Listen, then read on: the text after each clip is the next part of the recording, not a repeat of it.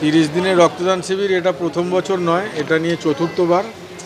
আমাদের রাজারহাট গোপালপুর বিধানসভার বিধায়ক অদিতি মুন্সি এবং আমাদের রাজারহাট গোপালপুর বিধানসভার সকলের নয়নের মণি দেবরাজ চক্রবর্তী, যিনি দমদম ব্যারাকপুর যুব তৃণমূল কংগ্রেসের সভাপতি, ওনাদের মাথা থেকেই এটা বেরিয়েছে যে একদিনে 1000 রক্তদান শিবির আমরা যে কোনো দিন করতে পারি।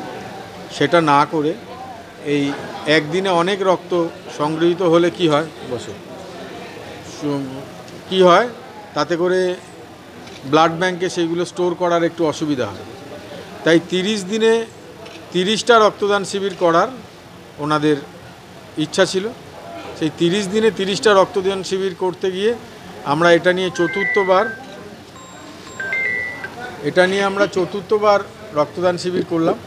আজকে রাজারহাট গোপালপুর বিধানসভার শেষ দিন 30 তারিখ আইএনটিটিউসির এই রক্তদান শিবিরে যারা এসেছেন মূলত শ্রমিক সংগঠনের লোকজন, কেউ অটো চালান, কেউ রিক্সা চালান, কেউ বাস চালান, কেউ টোটো চালান, বিভিন্ন সংগঠনের লোকজন এখানে এসেছেন। তাই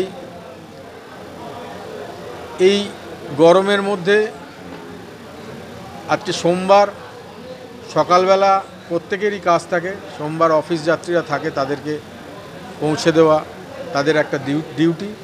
সেই ডিউটির মধ্যেও তারা যেহেতু দলের কাজ করতে হবে, তাই তারা তাড়াতাড়ি 11টার মধ্যে সবাই এসে উপস্থিত হয়ে তারা রক্ত দিয়েছে। প্রায় 100 ছুঁই আমার রক্তদান এখনও চলছে। তাই প্রত্যেককে আমার আন্তরিকভাবে অভিনন্দন জানাই। এই সমগ্র রক্তদান শিবিরে মূলত সুকুমার জেলা আইএনটিটিউসির মূল দায়িত্বে আছে। এই সুকুমার আমাকে ভীষণভাবে সাহায্য করেছে। সুকুমার না থাকলে আমি এত বড় প্রোগ্রাম করতে পারতাম না। তাই বিভিন্ন সেক্রেটারিরা তাদের সংগঠনের লোকজনকে সঙ্গে করে নিয়ে এসছে। তাই প্রত্যেক সেক্রেটারি, আইএনটিটিউসির প্রত্যেক সংগঠনের কর্মী সকলকে আন্তরিকভাবে অভিনন্দন জানাই। তাই সবশেষে দেবরাজ চক্রবর্তী এবং অদিতি মুন্সি, যাদের আশীর্বাদের হাত আমাদের সকলের মাথার উপর আছে, সেই দেবরাজ চক্রবর্তী এবং অদিতি মুন্সিকে আমি অভিনন্দন জানাই।